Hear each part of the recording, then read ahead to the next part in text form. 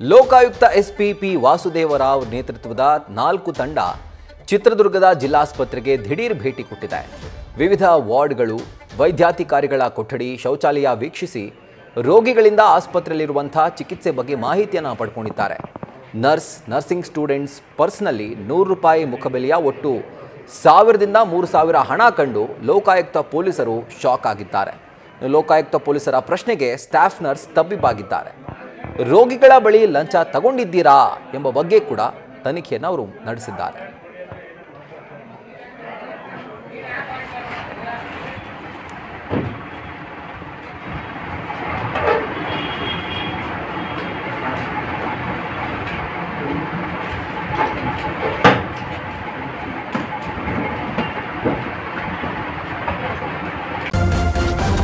News first ನಿರ್ಭೀತಿಯಿಂದ ನಿಮ್ಮ ಪರವಾಗಿ.